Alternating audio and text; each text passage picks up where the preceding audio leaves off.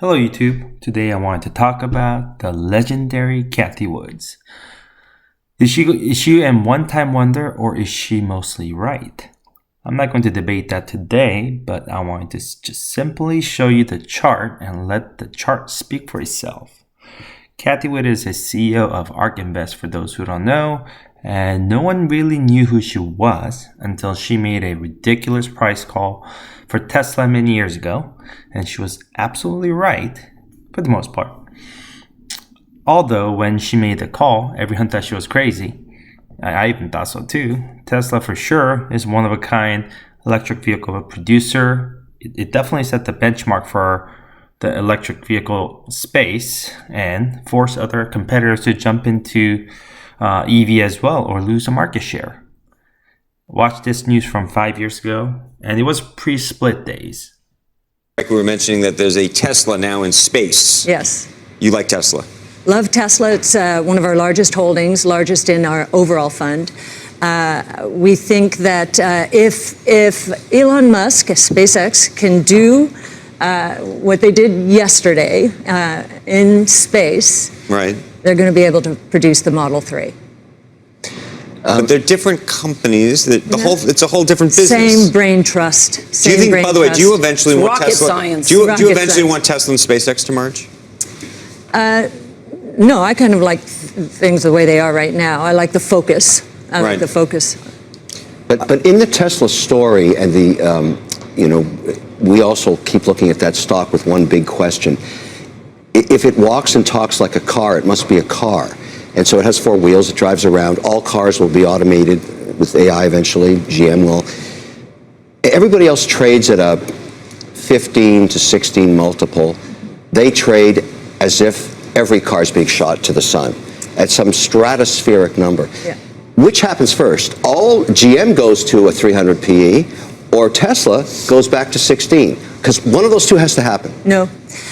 Explain that part. GM is a call option on the future. The future is electric. GM's not electric yet, right? It's the internal combustion engine all the way. The future is transportation as a service, software as a service. You need software engineers for that. GM has great engineers, but they're hardware engineers. They had to go buy Cruise Automation to get those software engineers in Silicon Valley.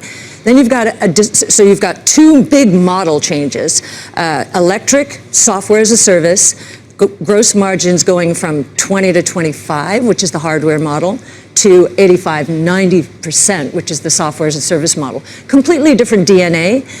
This is where Tesla is going. There's a third problem GM has. It's called distribution. By law, in many states, auto companies cannot do over-the-air updates. Tesla has been doing that regularly. It updates, it improves performance, it corrects mistakes, flaws. GM cannot do that and is really going to have to go maybe through Cruise Automation and rebuild a company, right? And even if they were allowed to do it by law, how do most dealerships get their profits? It's service. What are these? Is GM going to alienate its dealers? I don't think so.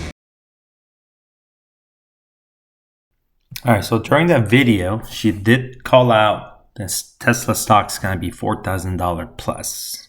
And that was pre-split days, and I think it did get either close to it or it got really close. It got to that target.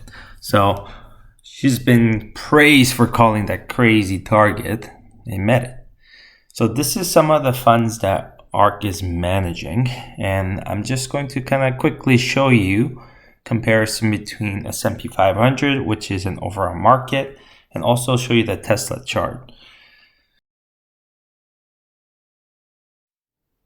Okay, so this is a 5-year chart, and look at Tesla. It just shot through the roof compared to S&P 500. It's definitely returned much higher, and so whoever held the stock from before pre-split days, when she's been calling the shots, you would have made tons of money, even with some drops. This is RK chart. RK has about 11.2% of Tesla on their total portfolio, but I mean, look at the chart. It's kind of all over the place. Before 2022, they were pretty high, and everything just fell from the sky straight down. This is ARQ, and ARQ looks a little bit better, but still looks pretty horrible from the trough right there before 2022 and falling straight down. ARQ has about 14.72% of Tesla on their total portfolio. So if you look at these two funds itself, they look horrible compared to Tesla's. Yes, you may have gotten Tesla price prediction correct, but you must have gotten the rest of your portfolio so wrong to have such a horrible performance overall. I'm assuming, Cathie, that you're going to hold to your Bitcoin forecast for, $1 million per coin by 2030. That still feels good to you. Yes, and you can, sometimes you need to battle test. You need to go through crises to see who the real, to see the survivors, first of all, but really to battle test the infrastructure and the thesis. And again, we think Bitcoin is coming out of this smelling like a rose because of what I have mentioned previously. And I do think, though, the one thing that will be delayed is perhaps institutions stepping back and just saying, okay, do we really understand this? And once they actually do the homework and see what's happened here, I think they might be more comfortable moving into Bitcoin and perhaps Ether as a first stop, because they'll understand it more. She also made a high prediction for Bitcoin, and for those that are crypto lovers, I'm not hating nor saying that Cathie Wood's prediction is totally out of the league, but her track record isn't so great other than Tesla. People say high risk, high reward.